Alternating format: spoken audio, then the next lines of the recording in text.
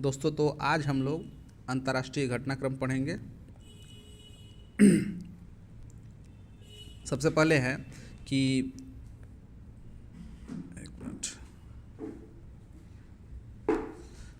है कि प्रधानमंत्री श्री नरेंद्र मोदी की साइप्रस, कनाडा व क्रोएशिया की यात्रा। ठीक है, तो प्रधानमंत्री श्री नरेंद्र मोदी ने 3 देशों साइप्रस, कनाडा व क्रोएशिया की यात्रा जून 2025 में की।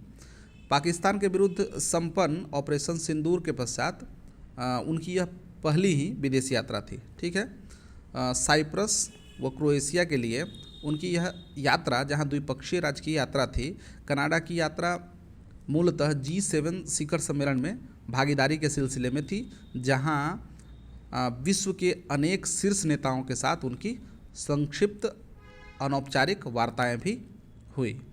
तो ऑपरेशन सिंदूर के मामले में तुर्की, जो साइप्रस का पड़ोसी है, द्वारा पाकिस्तान का खुलकर समर्थन करने के कारण साइप्रस की उनकी यह यात्रा रणनीतिक दृष्टि से काफ़ी महत्वपूर्ण थी, क्योंकि तुर्की व साइप्रस के आपसी संबंध बेहद खराब है।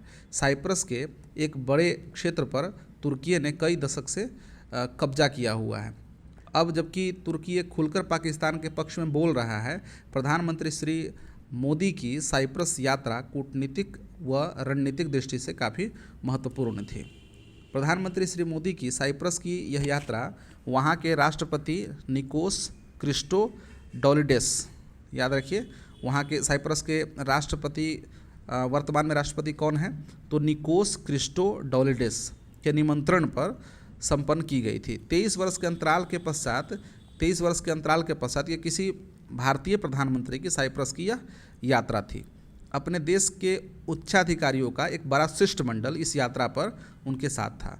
3 देशों की इस यात्रा के पहले चरण में श्री मोदी 15 जून को ही साइप्रस पहुँचे, जहां राजधानी निकोसिया, याद रखें साइप्रस की राजधानी निकोसिया है, में हवाई अड्डे पर उनकी अगवानी स्वयं मेजबान राष्ट्रपति क्रिस्टोडोलिडेस ने की। ठीक है, बाद में राष्ट्रपति भवन में उनका औपचारिक स्वागत गार्ड ऑफ ऑनर के साथ हुआ। मेजबान राष्ट्रपति के साथ द्विपक्षीय वार्ता में प्रधानमंत्री श्री मोदी ने अपनी इस यात्रा को आपसी संबंधों में नया इतिहास लिखने का स्वर्णिम अवसर बताते हुए कहा कि अपनी इस साझेदारी को रणनीतिक दिशा देने के लिए अगले 5 वर्षों के लिए एक ठोस रोड मैप हम बनाएंगे तथा रक्षा एवं सुरक्षा सहयोग को मजबूती देने के लिए द्विपक्षीय सहयोग कार्यक्रम चलाया जाएगा। व्यापार एवं निवेश, विज्ञान एवं अनुसंधान व सांस्कृतिक सहयोग सहित द्विपक्षीय संबंधों के विभिन्न क्षेत्रों में चल रहे सहयोग का जायजा दोनों नेताओं ने लिया तथा फिनटेक, स्टार्टअप, रक्षा उद्योग, कनेक्टिविटी, नवाचार व AI के क्षेत्रों में सहयोग के अवसरों पर बात की गई। विस्तारित सुरक्षा परिषद में भारत की स्थायी सदस्यता के लिए पूर्ण समर्थन साइप्रस की ओर से व्यक्त किया गया। ठीक है, तो विस्तारित सुरक्षा परिषद में भारत की स्थायी सदस्यता के लिए पूर्ण समर्थन साइप्रस की ओर से व्यक्त किया गया। निकोसिया में, जो राजधानी है साइप्रस की, निकोसिया में राष्ट्रपति क्रिस्टोडोलिडेस ने भारतीय प्रधानमंत्री को साइप्रस के सर्वोच्च नागरिक सम्मान grand cross of the order of Makarios 3, ठीक है, ये याद रखिए, साइप्रस का सर्वोच्च नागरिक सम्मान है grand cross of the order of Makarios 3 से सम्मानित किया गया। पुरस्कार का यह नामकरण साइप्रस के प्रथम राष्ट्रपति आर्क बिशप मकारियस 3 के नाम पर किया गया। ठीक है, श्री मोदी को मिला यह 23वां वैश्विक सम्मान है। ये याद रखेंगे कि श्री मोदी को अभी तक 23वां वैश्विक सम्मान प्राप्त हो चुका है। श्री मोदी के सम्मान में रात्रि भोज की मेजबानी मेजबान राष्ट्रपति निकोस क्रिस्टोडोलिडेस ने ही की। 15 जून को ही साइप्रस के दूसरे बड़े शहर लिमासोल, ठीक है, ये दूसरा बड़ा शहर है लिमासोल, में भारतीय समुदाय के लोगों ने श्री मोदी का स्वागत किया। लिमासोल में भारत साइप्रस व्यापार गोलमेज सम्मेलन, ठीक है, भारत साइप्रस व्यापार गोलमेज सम्मेलन को संबोधित करते हुए श्री मोदी ने वहाँ के उद्यमियों को भारत में निवेश के लिए प्रोत्साहित करते हुए भारत में दी जा रही सुविधाओं का उल्लेख किया। उन्होंने बताया कि भारत साइप्रस आपसी व्यापार अब 150 मिलियन डॉलर तक पहुँच गया है। प्रधानमंत्री श्री मोदी की इस यात्रा के दौरान भारत साइप्रस साझेदारी पर एक संयुक्त घोषणा पत्र के अतिरिक्त निकोसिया विश्वविद्यालय में भारत अध्ययन ICCR चेयर स्थापित करने के लिए एक समझौता ज्ञापन MOU पर हस्ताक्षर भी किए गए। ठीक है। बाद में 16 जून को श्री मोदी कनाडा पहुँचे। कनाडा के प्रधानमंत्री मार्क कार्नी के आधिकारिक निमंत्रण पर कनाडा में G7 शिखर सम्मेलन में अतिथि के रूप में भागीदारी का उनका मुख्य कार्यक्रम था। इसके साथ ही मेजबान प्रधानमंत्री मार्क कार्नी के साथ द्विपक्षीय वार्ता तथा कई प्रमुख वैश्विक नेताओं के साथ अनौपचारिक बातचीत के भी उनके कार्यक्रम थे। लगभग एक दशक के पश्चात, यानी कि 2015 के बाद कहें तो उनकी कनाडा की यह पहली यात्रा थी पिछले एक दशक में।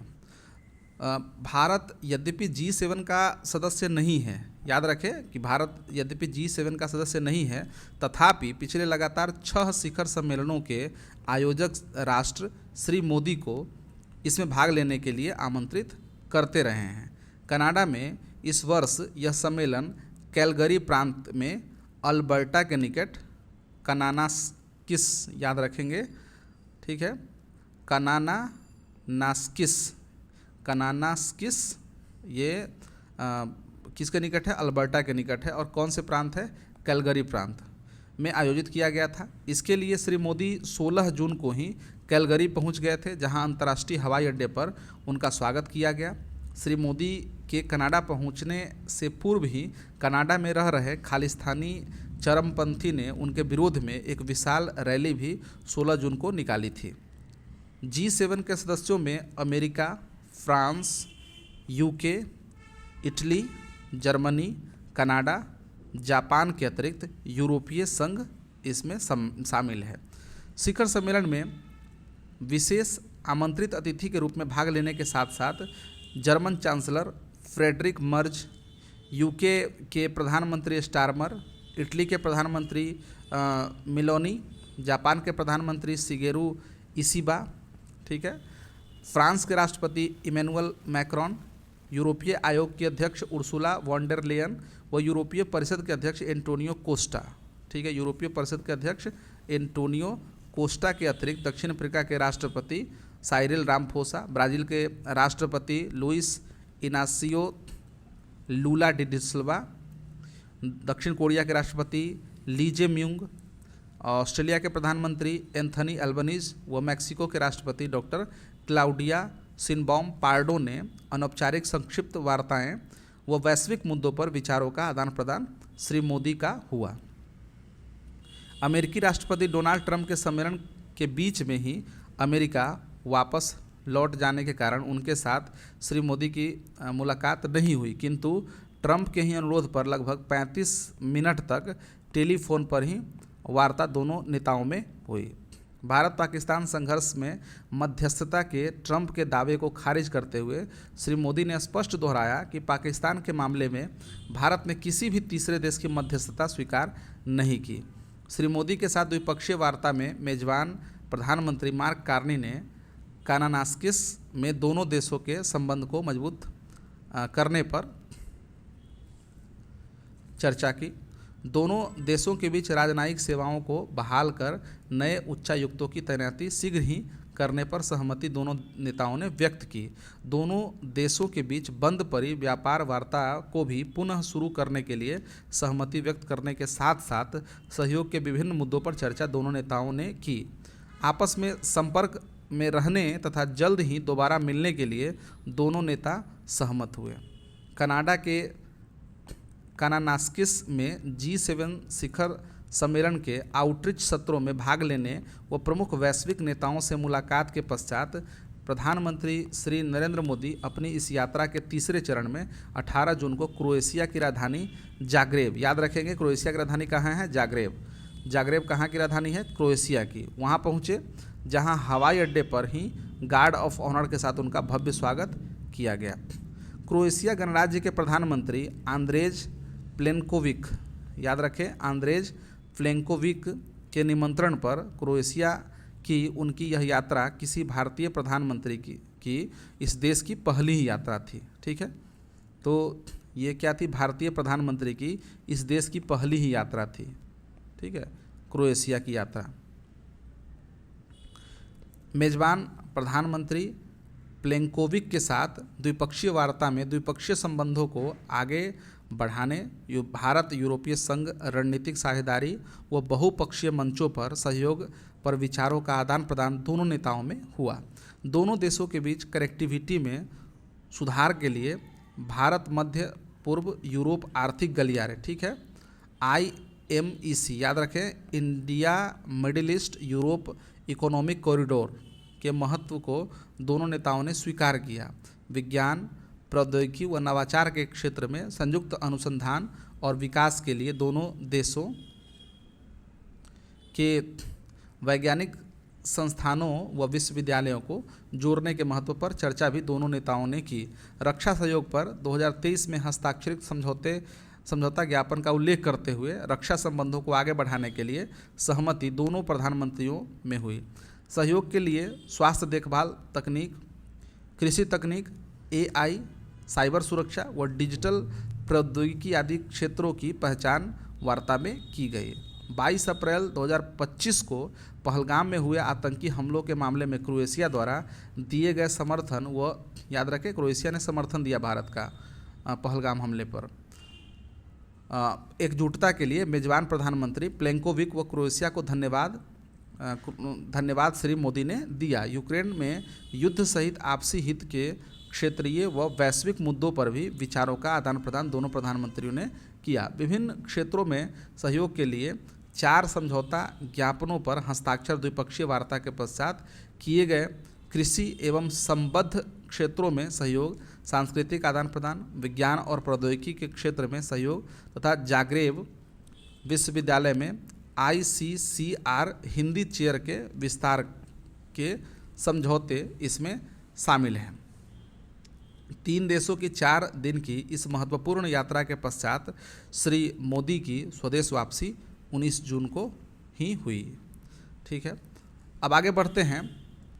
पराग्वे के राष्ट्रपति सैंटियागो पेना पैलासियोस, याद रखेंगे, पराग्वे के राष्ट्रपति सैंटियागो पेना पैलासियोस की भारत यात्रा हुई।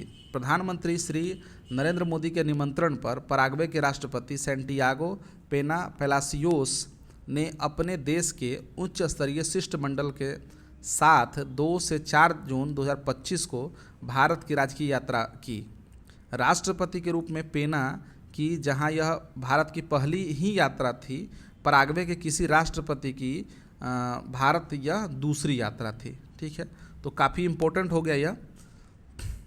नई दिल्ली में पराग्वे के राष्ट्रपति देखिए सैंटियागो पेना हैं और साथ में श्री मोदी जी हैं। पराग्वे के साथ भारत के राजनयिक संबंध सितंबर 1961 में ही स्थापित हुए थे, जिसके पश्चात दोनों देशों के आपसी संबंधों में मजबूती आई तथा कृषि, व्यापार, स्वास्थ्य व सूचना प्रौद्योगिकी क्षेत्र में सहयोग में निरंतर वृद्धि हुई।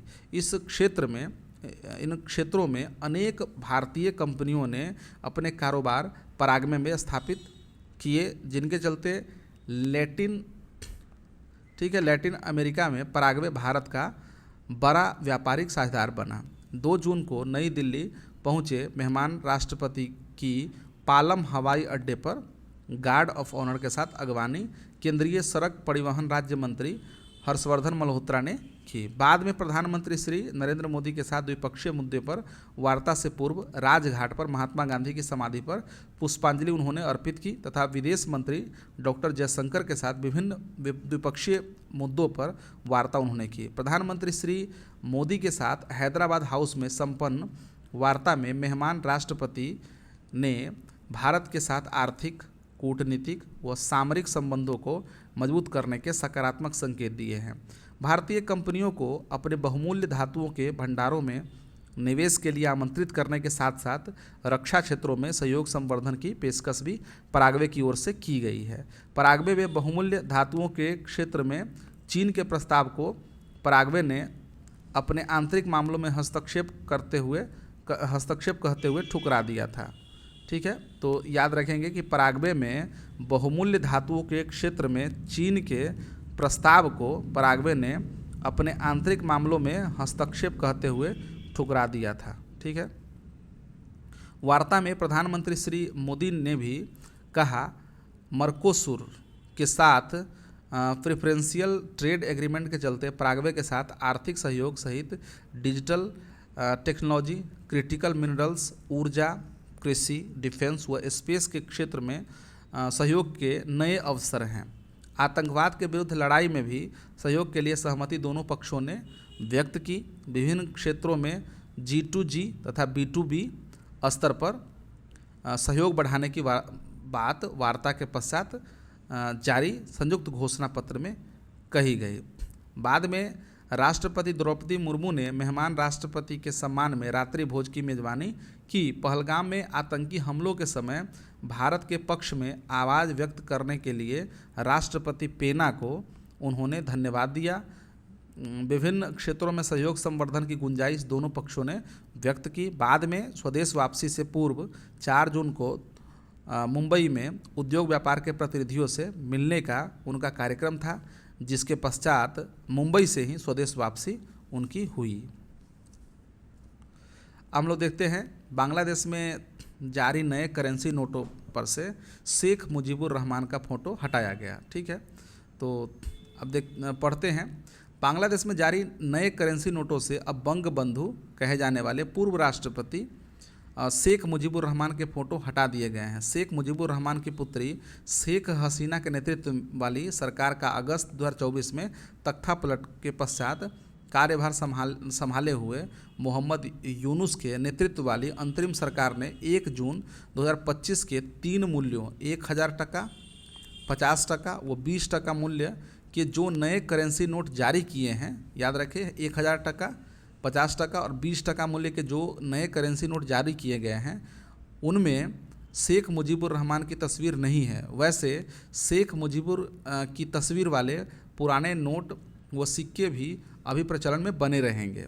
करेंसी नोटों से फ़ोटो हटाने के 3 दिन बाद ही अंतरिम सरकार ने शेख मुजीबुर रहमान का राष्ट्रपिता का दर्जा भी समाप्त कर दिया है। ठीक है, इससे पूर्व जनवरी 2025 में पाठ्य पुस्तकों में परिवर्तन करते हुए बांग्लादेश को पाकिस्तान से आज़ाद कराने का श्रेय शेख मुजीबुर रहमान के स्थान पर BNP पार्टी के संस्थापक जिया-उर रहमान को दिया गया था। ठीक है, पिछले वर्ष अगस्त 2024 में छात्रों के नेतृत्व में हुए विशाल विरोध ने शेख मुजीबुर रहमान की पुत्री शेख हसीना, जो विगत 15 वर्ष से प्रधानमंत्री बनी हुई थी, के नेतृत्व वाली आवामी लीग की सरकार को उखाड़ फेंका था, जिसके पश्चात 77 वर्षीय शेख हसीना 5 अगस्त 2024 से ही भारत में रह रही है। शेख हसीना के पिता मुजीबुर रहमान को बांग्लादेश में स्वतंत्रता नायक व राष्ट्रपिता के रूप में देखा जाता था, किंतु 15 अगस्त 1975 को जब मुजीबुर रहमान राष्ट्रपति थे, सैन्य अधिकारियों के एक समूह द्वारा किए गए तख्तापलट में उनके परिवार के अनेक सदस्यों के साथ उनकी भी हत्या विद्रोहियों ने कर दी थी। मुजीबुर रहमान की पुत्री शेख हसीना उस समय जर्मनी में थी। ठीक है, शेख हसीना बाद में जून 1996 में पहली बार प्रधानमंत्री बनी थी। ठीक है, जून 1996 में पहली बार शेख हसीना प्रधानमंत्री बनी थी। बाद में जनवरी 2009 से लगातार प्रधानमंत्री रही शेख हसीना की सरकार का तख्तापलट अगस्त 2024 में हुआ था, जिसके बाद वह भारत में ही शरण लिए हुए हैं। इस बीच अनेक मुकदमे उनके विरुद्ध बांग्लादेश में दर्ज किए गए हैं तथा नई अंतरिम सरकार ने उनके पिता की फ़ोटो नए करेंसी नोटों से हटाकर उनका राष्ट्रपिता का दर्जा भी खत्म कर दिया है। अब है कि यूनसुक येओल की बर्खास्तगी के पश्चात डेमोक्रेटिक पार्टी के ली जे म्यूंग, याद रखें ली जे म्यूंग, दक्षिण कोरिया के नए राष्ट्रपति निर्वाचित हुए। 5 महीने की राजनीतिक उथल पुथल के पश्चात दक्षिण कोरिया में 3 जून 2025 को कराए गए राष्ट्रपति चुनाव में पूर्ववर्ती विपक्षी डेमोक्रेटिक पार्टी ऑफ कोरिया के नेता ली जे म्यूंग, ठीक है, नेता कौन है, ली जे म्यूंग, नए राष्ट्रपति निर्वाचित हुए। पूर्ववर्ती सत्तारूढ़ पीपुल्स पावर पार्टी के उम्मीदवार किम मुन सू को पराजित करके 61 वर्षीय ली जे म्यूंग ने यह चुनाव जीता है, ठीक है। ली 2022 के राष्ट्रपति चुनाव में मामूली अंतर से युनसुक येओल से पराजित हुए थे। ताज़ा चुनाव में डेमोक्रेटिक पार्टी के ली जे म्यूंग को 49% मत जहां प्राप्त हुए, उनके निकटतम प्रतिद्वंदी पीपुल्स पावर पार्टी के किम मुन सू को 41% मत प्राप्त हुए। कुल मिलाकर 6 उम्मीदवार इस चुनाव मैदान में थे। मुख्य मुकाबला डीपी के व पीपीपी के इन दोनों उम्मीदवारों के बीच था। दक्षिण कोरिया में राष्ट्रपति पद के लिए चुनाव मूलतः 2027 में होने थे, किंतु 2022 में निर्वाचित युनसुक येओल द्वारा सत्ता का दुरुपयोग कर दिसंबर 2024 में मार्शल लॉ लागू करने के कारण महाभियोग उनके विरुद्ध पारित किया गया था, जिसके तहत संवैधानिक न्यायालय द्वारा 4 अप्रैल 2025 को उन्हें पद से हटा दिया गया था, जिसके पश्चात संवैधानिक व्यवस्था के चलते 60 दिन के भीतर चुनाव कराना आवश्यक था, ठीक है। देखते हैं दक्षिण कोरिया में अपदस्थ राष्ट्रपति Yoon Suk Yeol People's Power Party PPP के टिकट पर मई 2022 में राष्ट्रपति निर्वाचित हुए थे तथा इस पद पर उनका यह कार्यकाल मई 2027 तक था, किंतु सत्ता का दुरुपयोग करते हुए दिसंबर 2024 में मार्शल लॉ उन्होंने लागू कर दिया, जिसका भारी विरोध संसद ने भी किया था। इसी विरोध के चलते संसद ने उनके विरुद्ध महाभियोग दिसंबर में ही पारित किया था। दक्षिण कोरिया की संवैधानिक अदालत ने महाभियोग की पुष्टि करते हुए 4 अप्रैल 2025 को युनसुक येओल को पद से हटा दिया था, जिसके पश्चात संवैधानिक प्रावधानों के तहत 60 दिन के भीतर वहां नया चुनाव कराना आवश्यक था।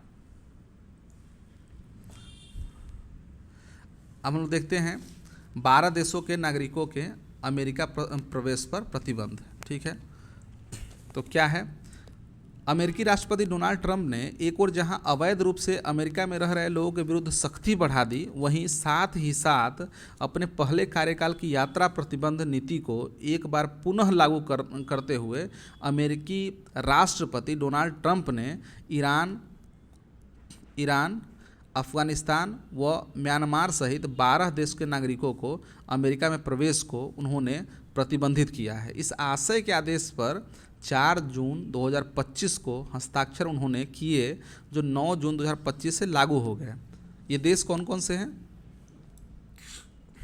ईरान, अफगानिस्तान, म्यांमार के अतिरिक्त चाड, कांगो गणराज्य, Eritrea, हाइती, Equatorial Guinea, Libya, Somalia व यमन के नागरिकों पर भी यह प्रतिबंध लागू किया गया है। निम्नलिखित दशाओं को पूरा करने वाले इन देशों के चुनिंदा नागरिकों को इस प्रतिबंध से छूट रहेगी। उपर्युक्त के अतिरिक्त 7 अन्य देशों Burundi, Cuba, Laos, Sierra Leone, Togo, Venezuela व तुर्कमेनिस्तान के नागरिकों के अमेरिका में प्रवेश पर आंशिक प्रतिबंध अमेरिका ने आरोपित किए हैं। राष्ट्रपति ट्रंप का कहना है कि उन्होंने यह आदेश अमेरिका को विदेशी आतंकवादियों से बचाने के लिए जारी किए हैं। 4 जून 2025 को जारी किए गए यह प्रतिबंध 9 जून 2025 से प्रभावी हो गए। इससे पूर्व अपने पहले कार्यकाल में जनवरी 2017 के एक आदेश जारी करके 7 मुस्लिम बहुल देशों के नागरिकों की अमेरिका यात्रा को प्रतिबंधित कर दिया था। इसमें Iraq, Syria, Iran, Sudan, Libya, Somalia और यमन शामिल थे।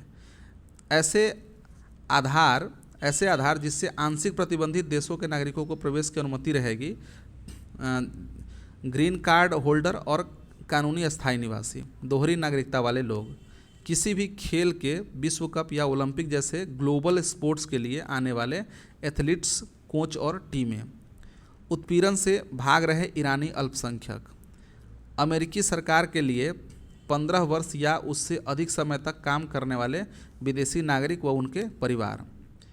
अमेरिका में 9 जून 2025 से पहले शरणार्थी के तौर पर स्वीकार किए गए लोग। आधिकारिक यात्रा पर आने वाले विदेशी अधिकारी व राजनयिक। न्यूयॉर्क स्थित संयुक्त राष्ट्र कार्यालय में आधिकारिक उद्देश्यों से आने वाले लोग। नाटो व अंतर्राष्ट्रीय संगठनों की तरफ से अमेरिका आने वाले लोग। स्पेशल अफगान आप्रवासी वीज़ा धारक जो अमेरिका के लिए अफ़गानिस्तान में काम कर चुके हैं। ये सभी लोग हैं जो इनको आंशिक प्रतिबंधित होने के बावजूद भी नागरिकों को प्रवेश की अनुमति रहेगी। ये कुछ आधार दिए गए थे। हम लोग आगे बढ़ते हैं। यह कि आपसी सहयोग संवर्धन को चीन, पाकिस्तान व बांग्लादेश की पहली त्रिपक्षीय बैठक में सहमति। बांग्लादेश व पाकिस्तान के साथ भारत के संबंधों में आई खटास के बीच चीन ने इन दोनों देशों के साथ घनिष्ठता बढ़ाने के लिए पहल की है।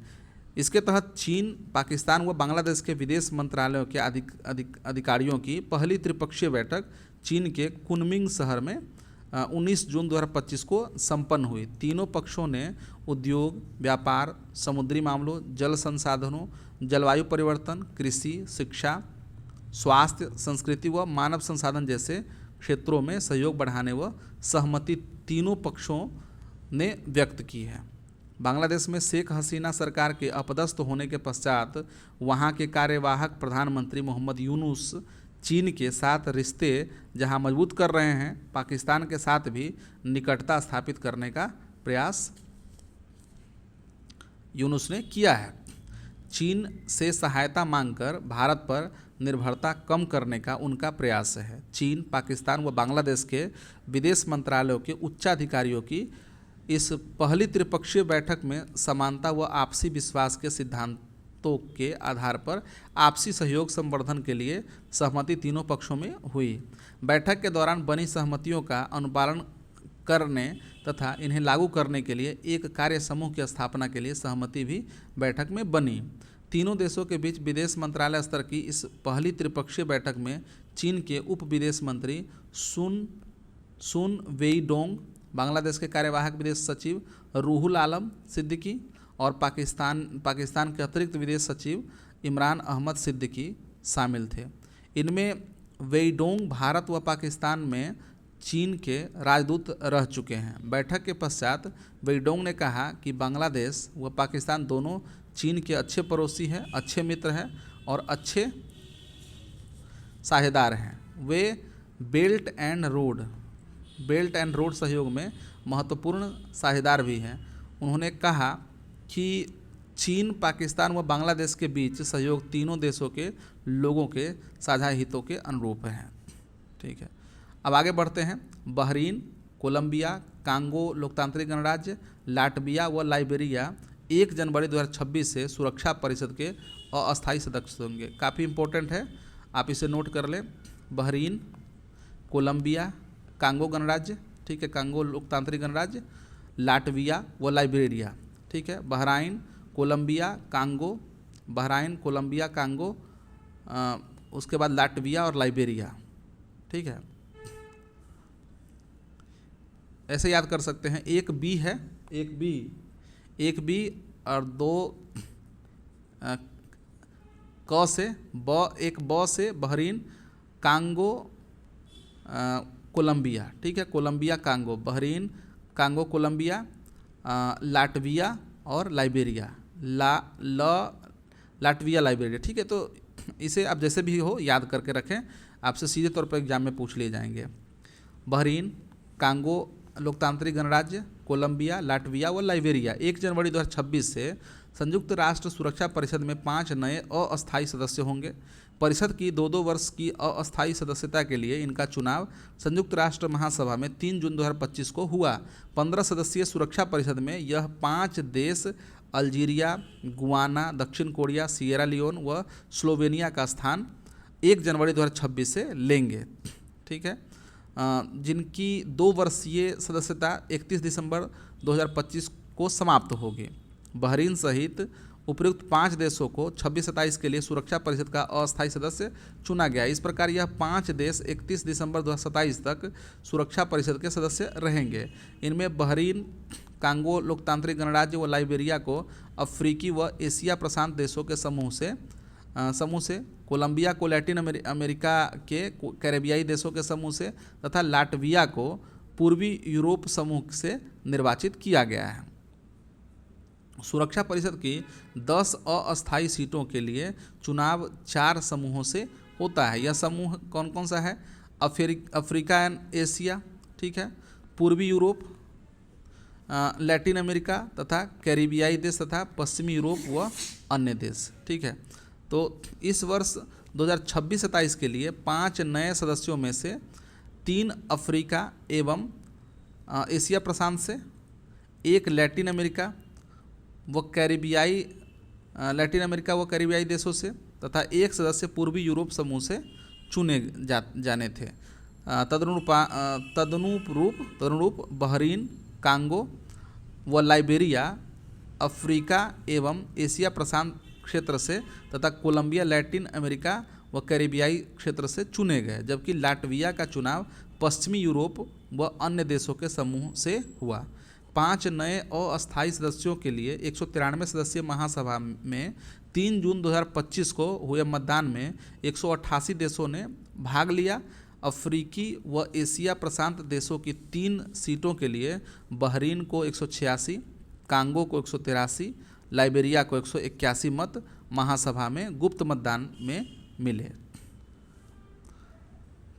15 सदस्यीय सुरक्षा परिषद में 5 अस्थायी सदस्य पाकिस्तान, सोमालिया, डेनमार्क, ग्रीस और पनामा है, ठीक है, जो 24-25 के लिए जून 2024 में चुने गए थे तथा जिनकी 2 वर्षीय सदस्यता 1 जनवरी 2025 से शुरू हुई तथा 31 दिसंबर 2026 तक ये 5 देश सुरक्षा परिषद के अस्थायी सदस्य रहेंगे। सुरक्षा परिषद में 5 अन्य सदस्य अमेरिका, रूस, फ्रांस, ब्रिटेन व चीन है। याद रखें, ये क्या है? 5 सदस्य अन्य सदस्य जो हैं अस्थायी सदस्य अमेरिका, रूस, फ्रांस, ब्रिटेन व चीन है, जो 15 सदस्यीय सुरक्षा परिषद के अस्थायी सदस्य हैं, ठीक है। उल्लेखनीय है कि भारत सुरक्षा परिषद की 2-2 वर्ष की अस्थायी सदस्यता हेतु 8 बार चुना जा चुका है। इसके चलते 1950-51, 67-68, 72-73, 77-78, 84-85, 91-92, 11-12, 21-22, ठीक है, के दौरान सुरक्षा परिषद का सदस्य रहा।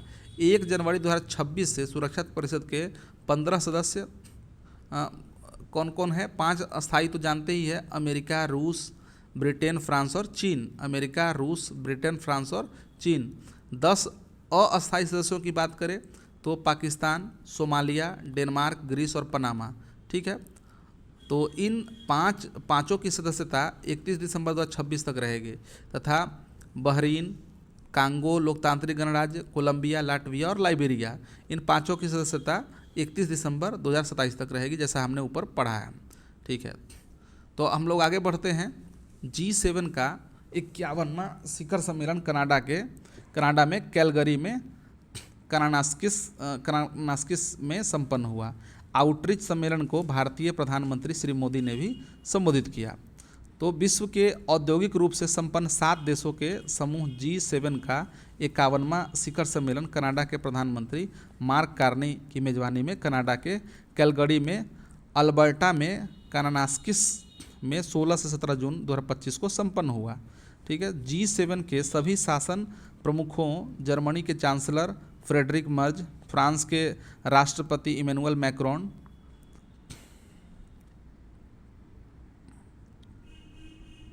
ठीक है, जापान के प्रधानमंत्री शिगेरू इशिबा, इटली के प्रधानमंत्री जॉर्जिया मेलोनी, ब्रिटेन के प्रधानमंत्री कीर स्टारमर, अमेरिका के राष्ट्रपति डोनाल्ड ट्रंप के अलावा यूरोपीय संघ के दोनों वरिष्ठ अधिकारी, यूरोपीय आयोग की अध्यक्ष उर्सुला वॉन डर लेयन और यूरोपीय परिषद के अध्यक्ष एंटोनियो कोस्टा इस शिखर सम्मेलन में उपस्थित थे। विभिन्न